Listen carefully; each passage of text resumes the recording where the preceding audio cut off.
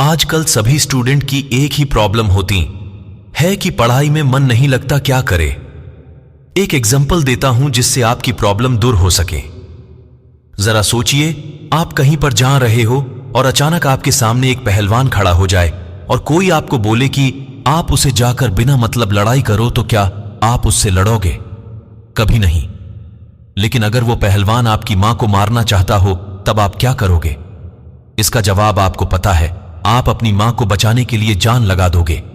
आपके पास एक वजह थी कि मुझे अपनी मां को बचाना है, इसलिए आप उससे लड़े। क्या आपके पास कोई वजह है पढ़ाई करने की? अगर कोई वजह ही नहीं है तो कैसे मन लगेगा?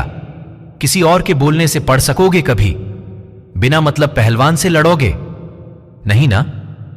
तो सबसे पहले यह पता करो कि आपको पढ़ाई करनी क्यों है, क्योंकि जब तक आपके पास कोई बड़ी वजह नहीं होगी, आपका पढ़ाई में मन नहीं लगेगा। तो सबसे पहले आपको कोई वजह ढूंढनी होगी कि आप पढ़ना क्यों चाहते हो। आपको पढ़ लिख कर आगे क्या करना है, तभी आपका मन पढ़ाई में लगेगा। क्योंकि तब आपका मन सिर्फ पढ़ाई करना नहीं, बल्कि उसके साथ उस वजह को भी हासिल करना होगा जिसके लिए आप इतनी मेहनत करते हो।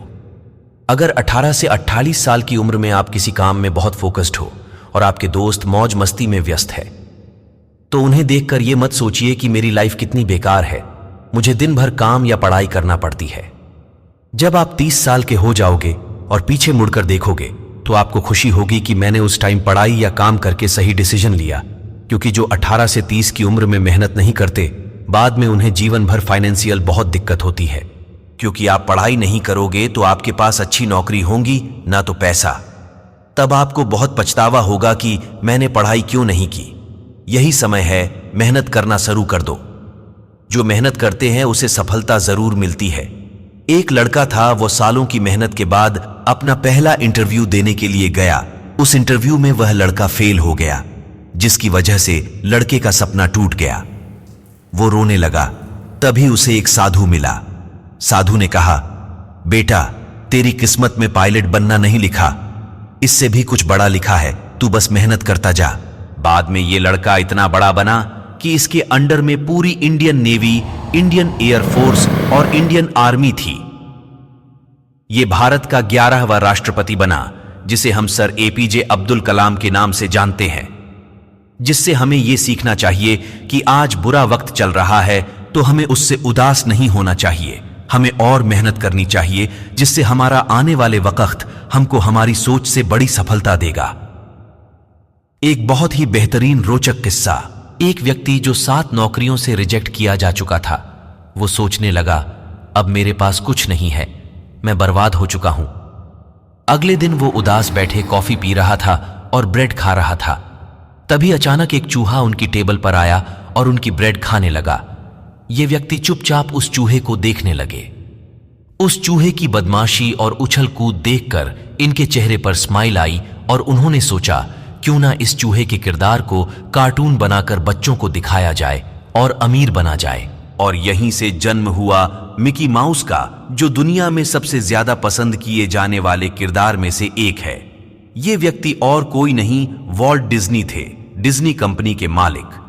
आज ये कंपनी दुनिया की सबसे बड़ी कंपनी में से एक है और साल के कई करोड़ रुपए कमाती है।